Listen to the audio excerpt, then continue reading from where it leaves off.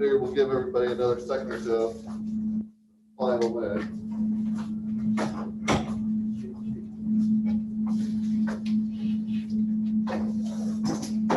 So for those of y'all who came in a minute late, you get to try this problem on the board. What do y'all think? Not about that way? All right, fair enough.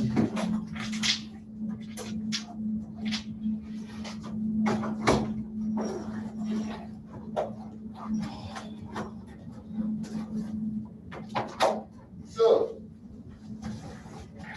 looking at these two problems, which one are we going to use the product rule for?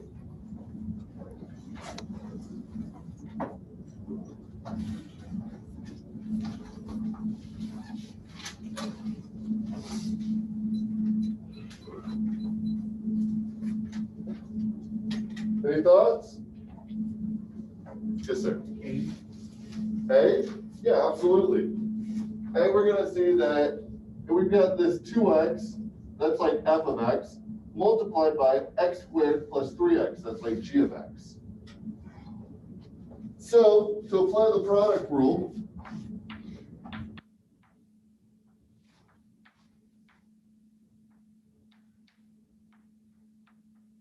we're going to look at both the derivatives individually first. Just said that 2x is like f of x.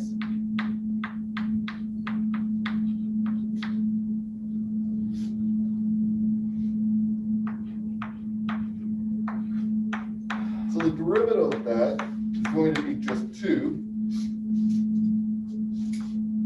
And we said that x squared plus 3x is like g of x. So its derivative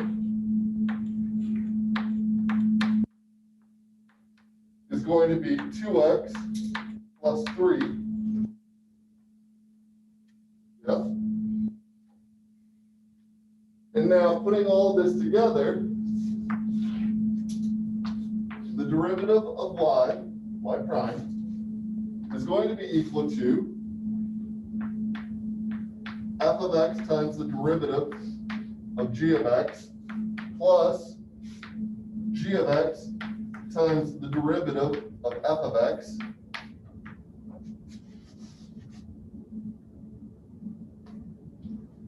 so from this we get 2x times 2x plus 3 plus x squared plus 3x times 2. And of course, we can simplify this, right? We can pass 2x, not 2 here, sorry. We can pass all of these through, right? Distribute. When we do that, we're going to get 4x squared plus 6x plus 2x squared plus 6x,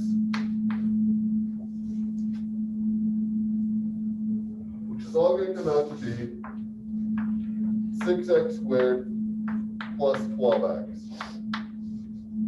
Agreed?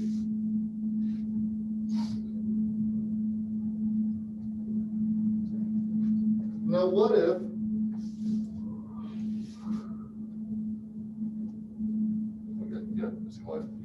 what if we didn't want to go about it this way? We didn't have to, did we? No, if we wanted to, we could have rewritten y by distributing 2x all the way through. Agreed? When we did, we would have gotten 2x to the third plus 6x squared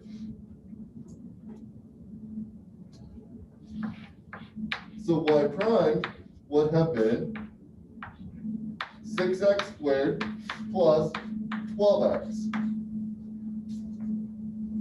Same answer.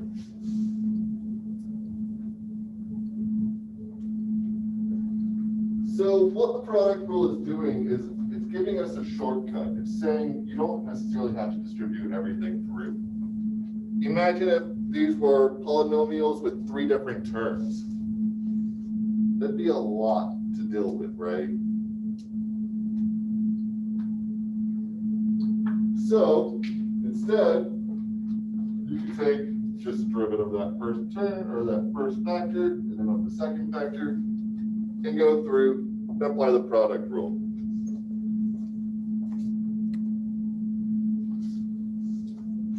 So just comparing our arithmetic and calculus really quick. Go all the way through. 6x squared plus 12x. Again, notice if there was a mistake down here, right? We're working on WebAssign, we type this in and it tells us it's wrong. It would really suck to have to go back through, be like, all right, there's no algebra mistakes here. Is there a calculus mistake in here? 2x, d, whatever. Now I have to go back and forth between these lines. Using the method that I have used up here to break everything up, right, and organize it, it's a little bit easier to work on. It's a little bit easier to go back and find those mistakes.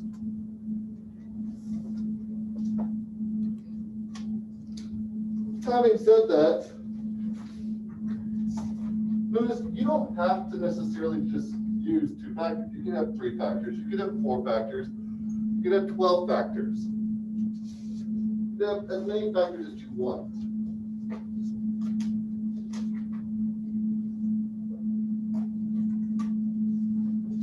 And it would still work out just the same. Now, the quotient rule. So the quotient rule does something funny in here. Start off by saying f of x is equal to, capital F of x is equal to f of x divided by gx. When we move through to that 3rd line, 4th line, and we add a 0 in here, right? Effectively saying minus g of x plus f of g of x.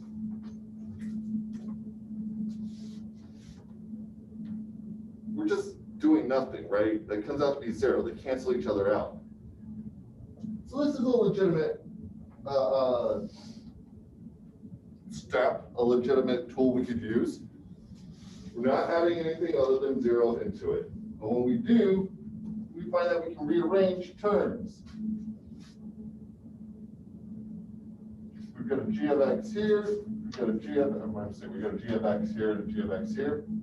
Factor that out. Then over here, we have that minus f of x that we pull out. Then we get to this point. Well, under the limit, this delta x is going to 0. So it's going to be like g of x squared.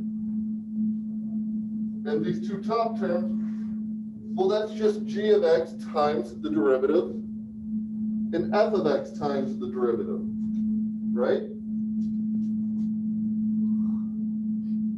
So the quotient rule tells us that the derivative of the quotient of 2 functions is equal to the denominator times the derivative of your numerator minus the numerator times the derivative of your denominator, all divided by your denominator squared. Excuse me.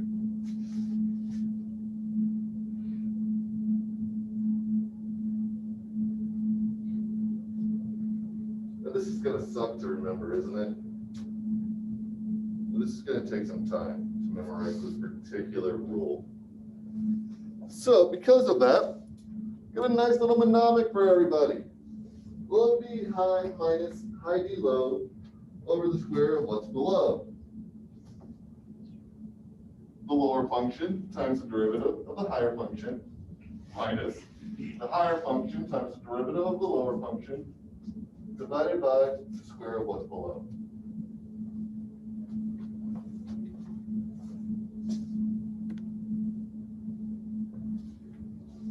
So with that, why don't y'all try to apply it really quick?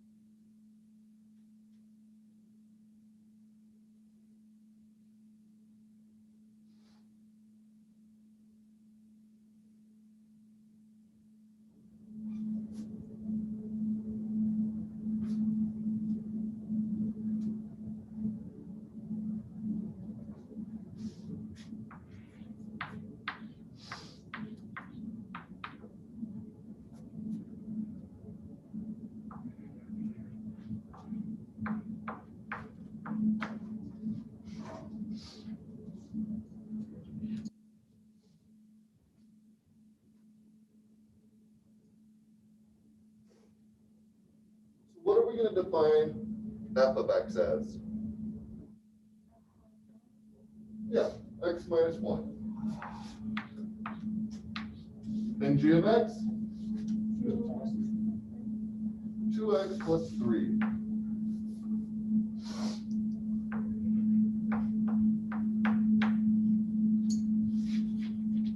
So the derivative of f of x is going to be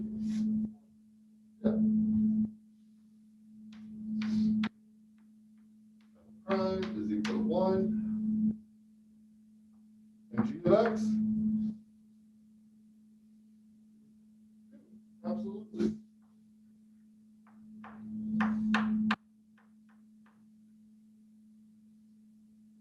So now, we know, based on that previous rule, that the derivative of this is going to be g of x times f prime of x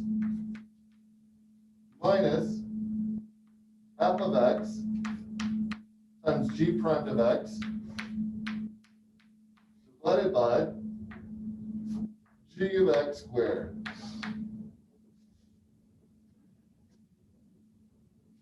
Yeah?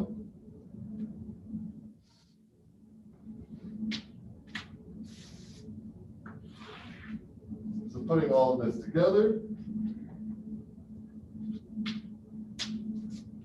we're going to have that y prime is equal to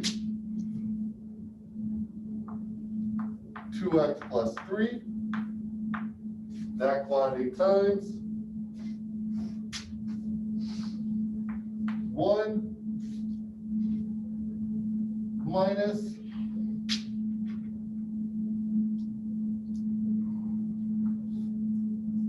x minus 1,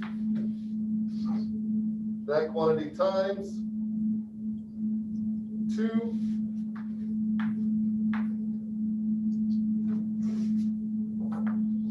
all divided by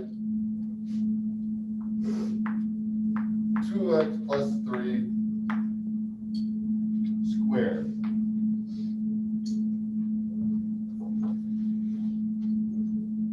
Everybody agree?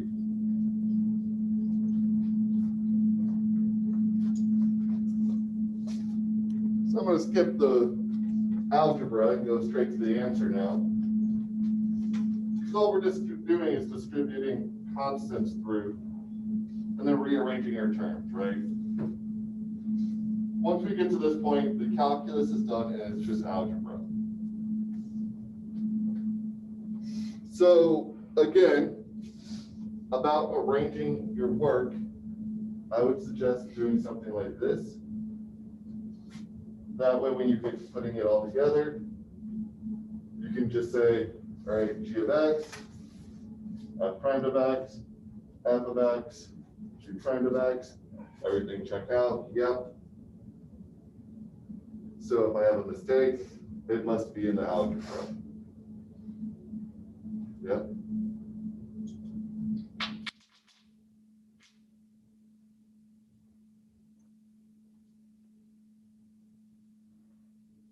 All right, so this is a beast, right?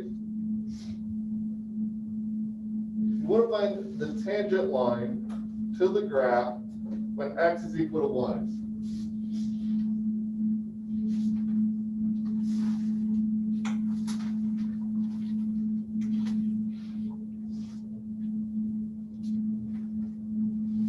So we've got 2x squared minus 4x plus 3, all divided by 2 minus 3x.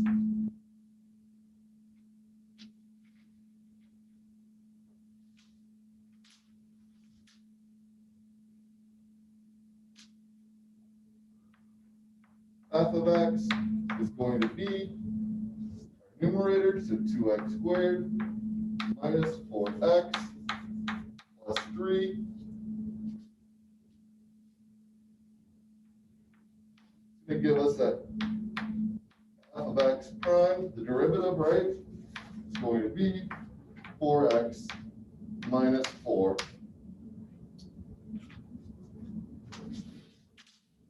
G of x, that's going to be our denominator, and it's 2 minus 3x.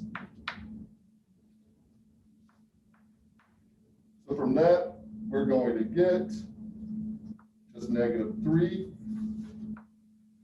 the derivative, right?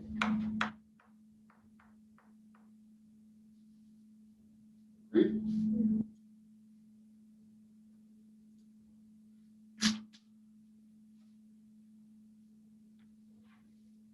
Now, putting it all together, y prime is equal to g of x times f prime of x minus f of x, g prime of x, all divided by g squared of x.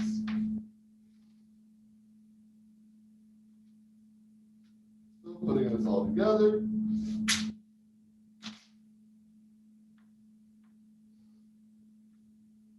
this is equal to g of x, 2 minus 3x, times the derivative of f, so 4x minus 4, minus f, which was 2x squared minus 4x plus 3 times the derivative of g, which is negative 3,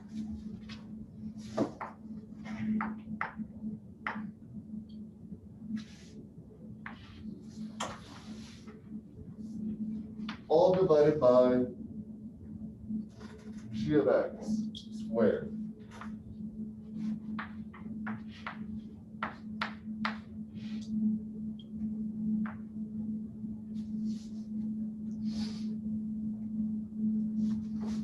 Now again, since the remaining bit of this is just algebra, I'm going to jump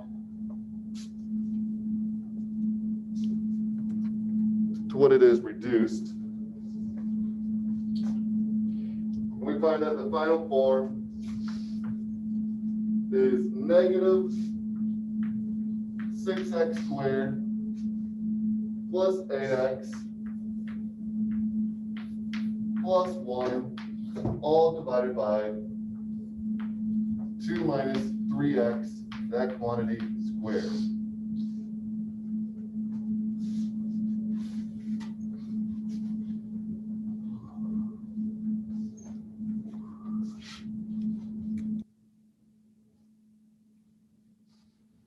But they want us to find the tangent line when x is equal to 1. So we need to go back and we need to find what this is at 1, and we need to find out what our y value is when x is equal to 1, right? So plugging in 1 to this,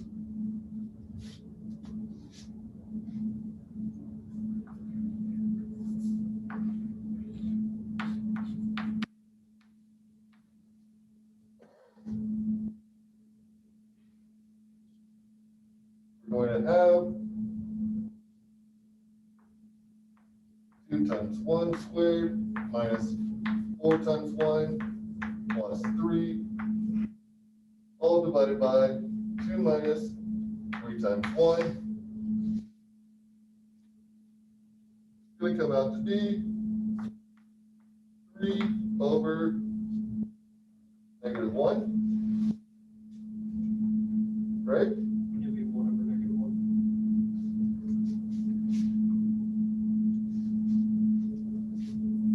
I'm testing y'all.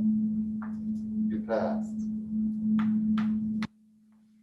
Sorry, yeah, for whatever reason, my head went to 2 squared, not 1 squared. All right, so we know what our y is.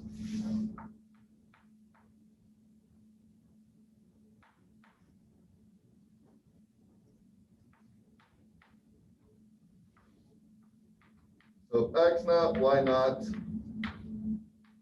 going to be equal to 1, negative 1.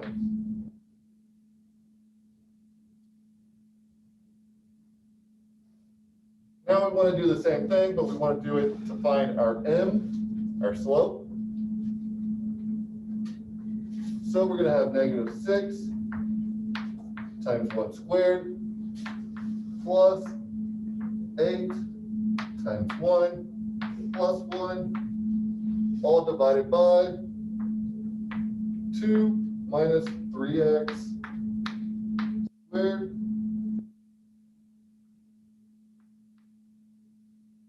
x is equal to 1, right? So this is going to come out to be 6 minus 8, or well, 8 minus 6, I mean to say. 2 plus the 1 is going to be 3, right? Does everybody agree? Over, this is going to come out to be negative 1 squared, so just 1, right?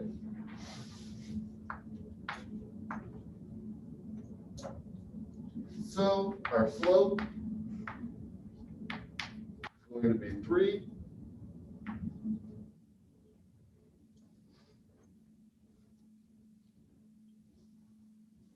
And the equation for our tangent line, well, that's y minus y naught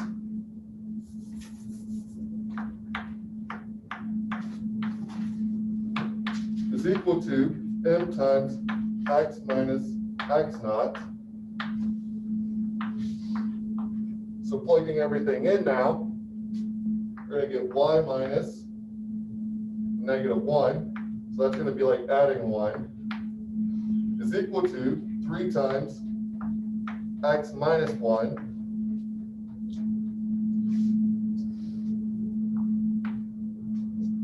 Everybody agree so far? So distributing, we're going to get 3x minus 3, or y is equal to 3x minus 2.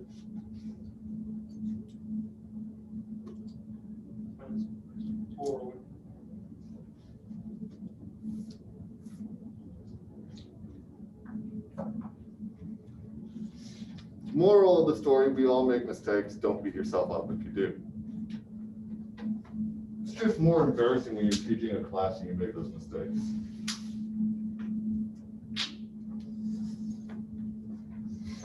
So comparing everything, what we found first with this equation is the equation of this line.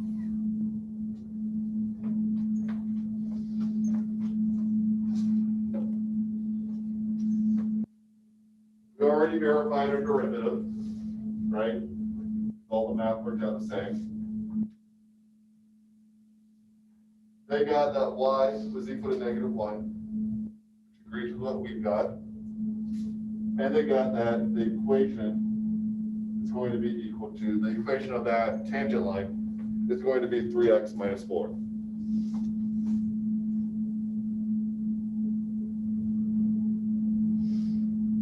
So to go back over everything we just did, first we set up and found all of our derivatives, right? We found the derivative of f of x, which we set equal to our numerator. We found the derivative of g of x, which we set equal to our denominator.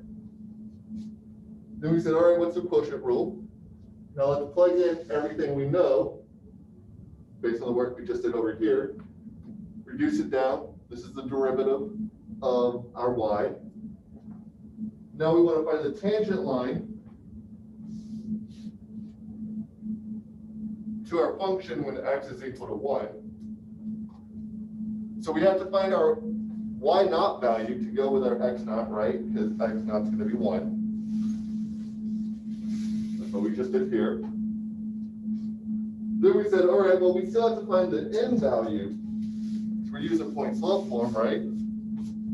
The m is going to be whatever the derivative evaluates out to be at x equal to 1. So that's where we got this 3 from. And we all threw it all back together through point slope form and got the equation for our tangent line. Yeah.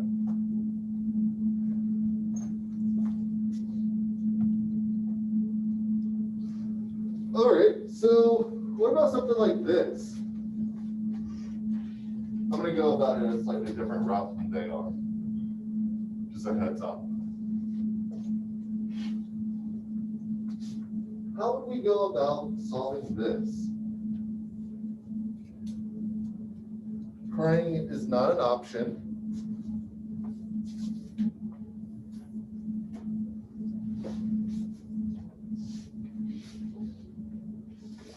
What do you all think? The first step, we're going to identify our f of x and our g of x, right? 3 minus 1 over x, or 3 minus x to the negative first power.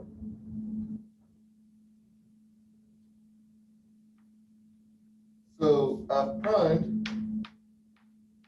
of x is going to be equal to x to the negative second.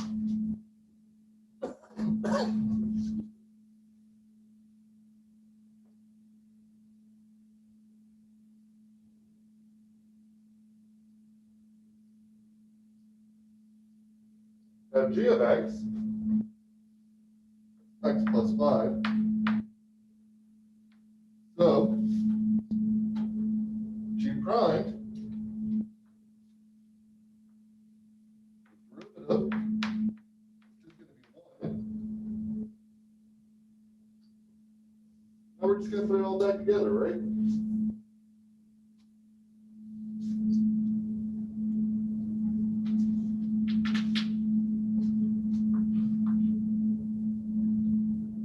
G of x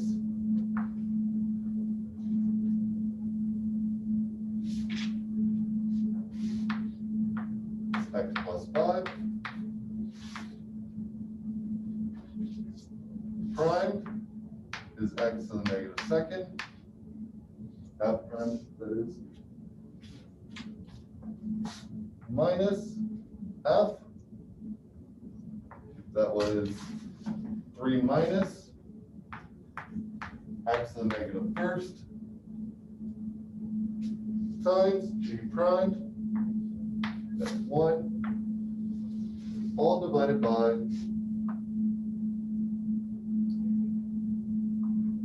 x plus 5, that quantity squared. Everybody agree?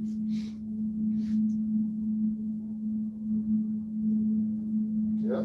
Any algebra mistakes?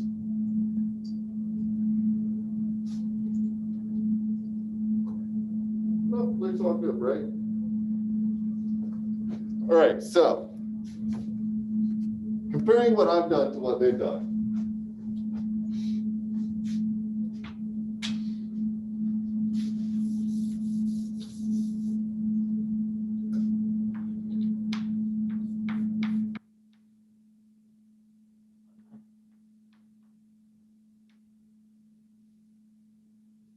this intermediate step here, what they're doing is they're multiplying by 1. But they're choosing 1 to be represented as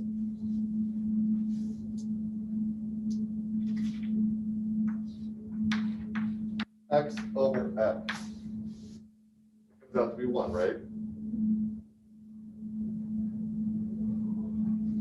When they distribute through, they say, hey, this thing cancels. We're just left with 3x minus 1. And hey, down here, we're going to get x squared plus 5x.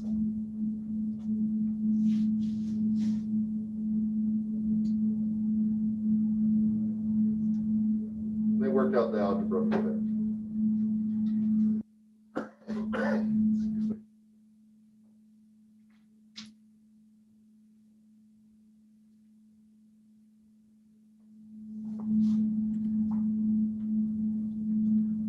So, just again, really quickly pointing out, the book here is suggesting that you rewrite everything before you differentiate. Just makes it easier to see what you're doing.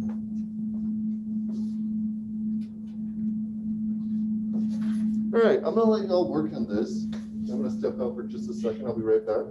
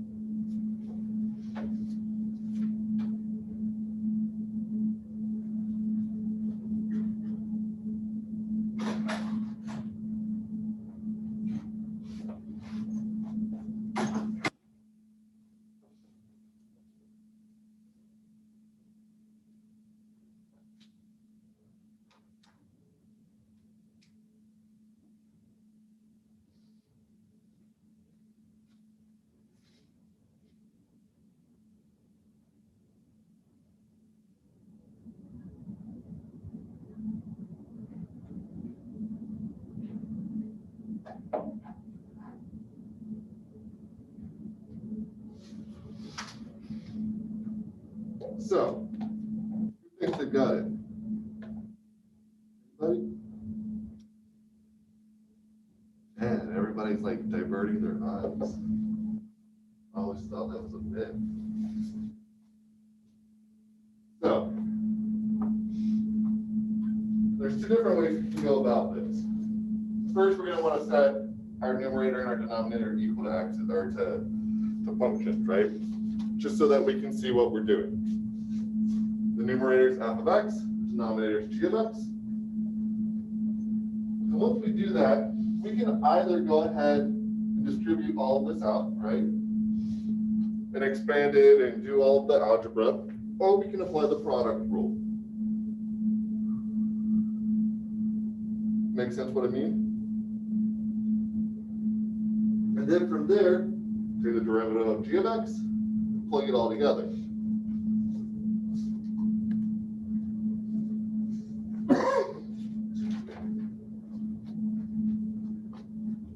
So the derivative applied to just straight the product, right? We're going to apply the product rule. That's going to give us all of this messed up here. So all they've done is they've applied the product rule to their f of x. Makes sense what I mean?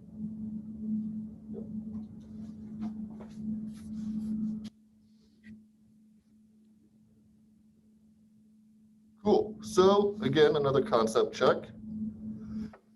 Now, the chain rule.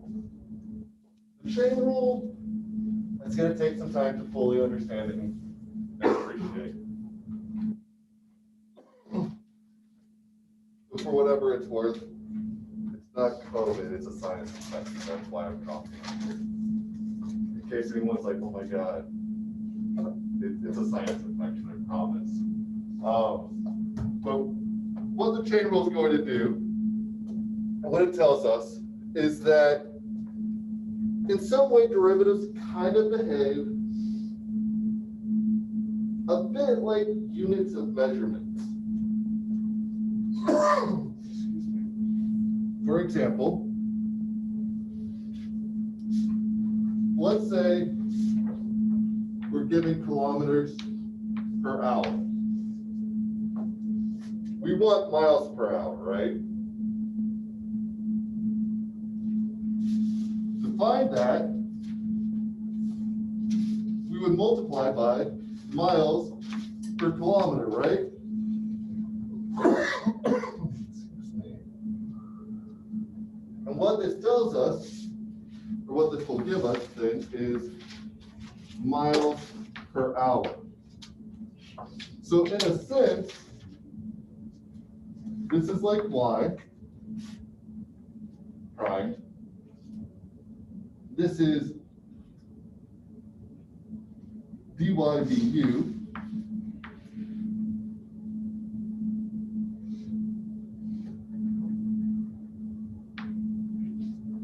And this is du dx. I wrote this backwards, but we get the idea of what I'm trying to say.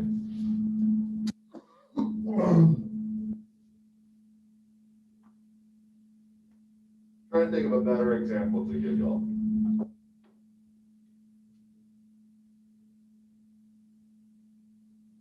Units will work just fine. Yeah. Miles per hour, kilometers, mile, and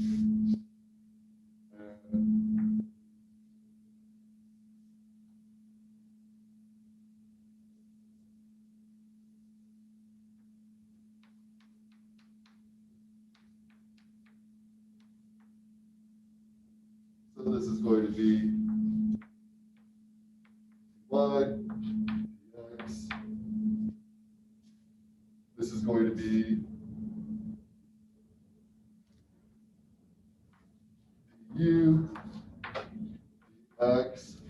This is going to be dy, du.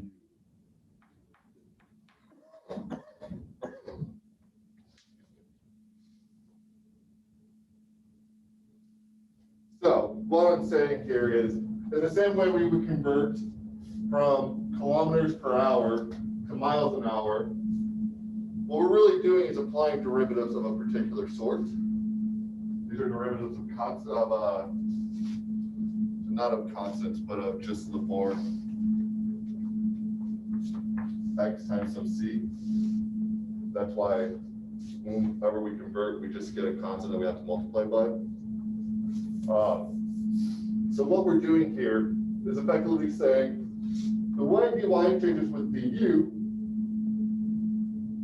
if we want to know the way dy changes with dx, then all we need to do is say, hey, I know how it changes with respect to u, but how does u change with respect to x? And in that way, I can create a daisy chain that will link these together to give me that answer. Does that make sense what I mean? Kind of, sort of? All right, let's look at an example.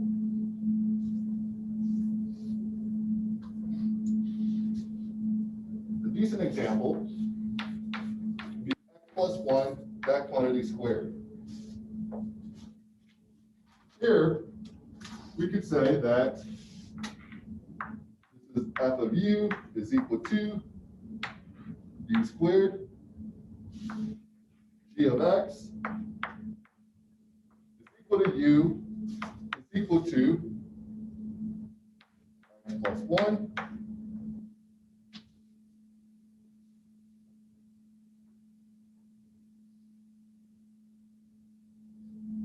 So,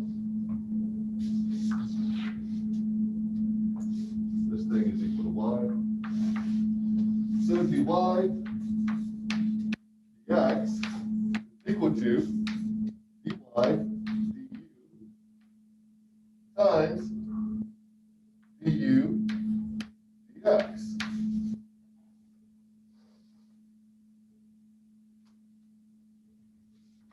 Dy du could be this derivative, agreed. We're going to get 2u. Du dx is going to be this derivative. So we're going to get just u. Just 1. But we just said that u is equal to x plus 1. Agreed? So, all of this comes out to give us 2 times x plus 1, or 2x plus 2. Well, hey, notice we could have rewritten y is equal to the quantity x plus 1 squared. We could have rewritten it as x squared plus 2x plus 1. And applies the derivative straight onto that, right? So y prime would have been 2x plus 2. Comes out to be the same thing. So what the chain rule does is it gives us a way of daisy chaining relationships together so that something that could be really difficult to actually differentiate can be differentiable. Or can be differentiated, I should say.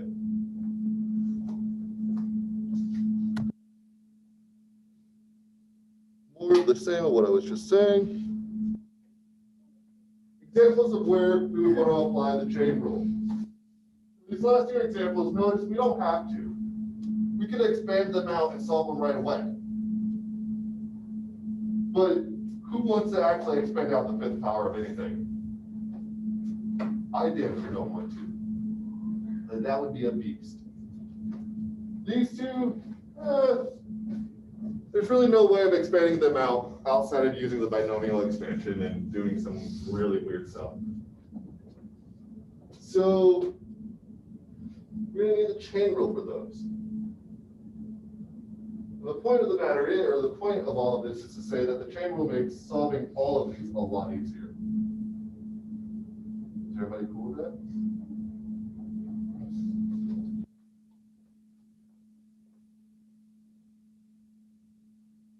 So as a couple examples, here we would say f of u would be 1 over u, and g of x would be x plus 1. That's what we're saying here. So you get x plus 1 over u. When we go to apply the chain rule now, we would have 1 over u squared, negative 1 over u squared, times 1. Yeah? Everybody cool with that? Well, u here is just x plus 1. So the derivative of 1 over x plus 1 should be negative x squared plus 2x plus 1. Negative 1 over that. Make sense what I mean? So let's look at it. Let's bust this out and get it going as an example.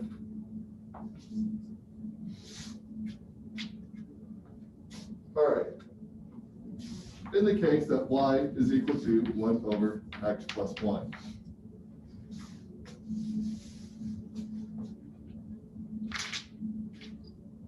We declared that f of u is equal to 1 over u, which is equal to u to the negative 1st power. And we've declared that u, which is equal to g of x, is equal to x plus 1. So this tells us that y is equal to f of g of x.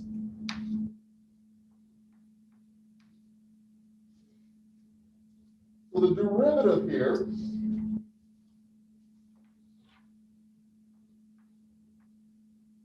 is going to be f prime of u times g prime of x. The derivative of this thing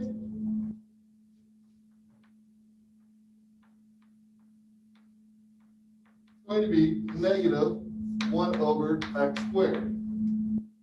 Yep. The derivative of this thing is just going to be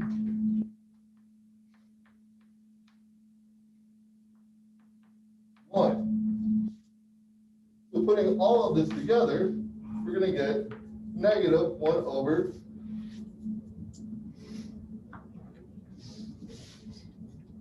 u squared times 1.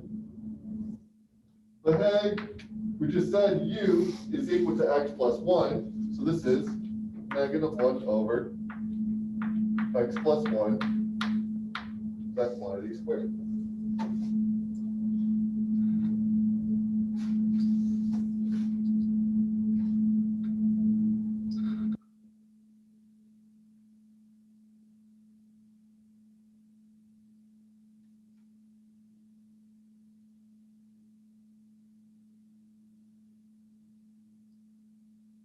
Pretty cool.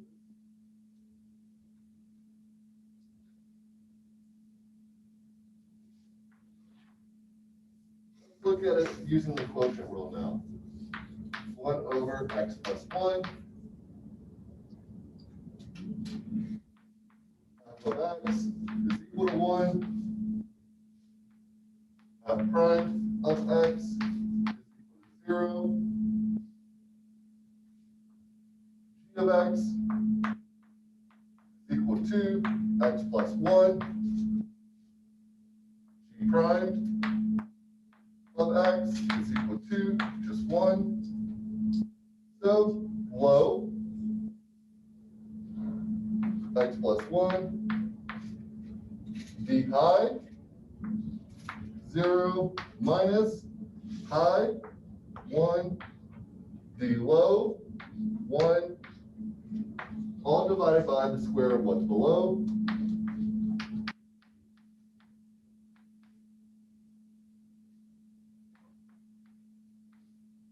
It's all going to work out to be negative 1 over x plus 1, that quantity squared. Same thing. Now, in this case, both approaches worked out to take about the same amount of time, right? But we can imagine a case where this could have some crazy thing going on inside, right? Like we could have a crazy denominator, we could have a crazy numerator, crazy whatever, and it'd just be a beast of a problem. And that's what the chain rule is for. It's for solving those beastie problems, or for solving problems that you otherwise wouldn't be able to beat.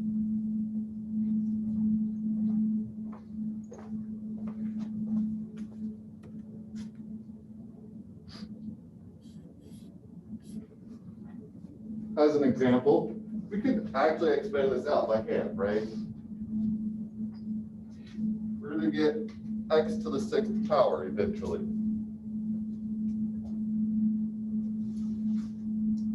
But nobody wants to do that.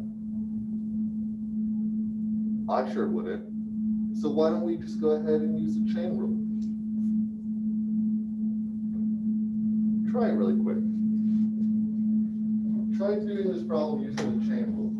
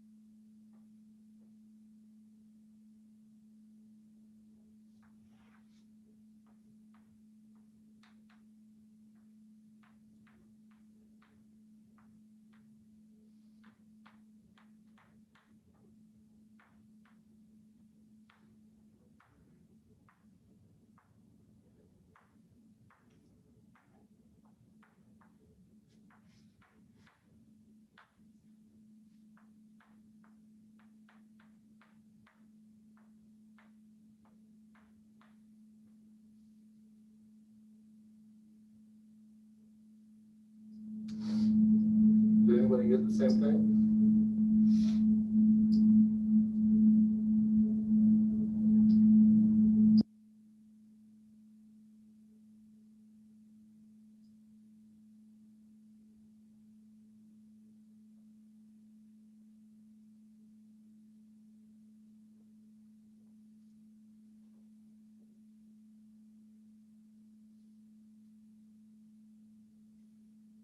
Everybody agree?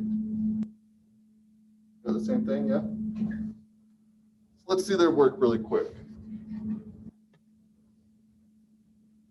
So they broke it up by identifying what U is, x squared plus 1, and then identifying what f of U is, right? It's just U cubed.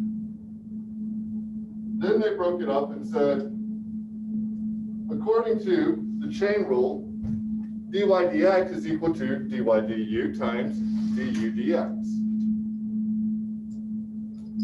Expanding it all out. Now, right before I let you all go,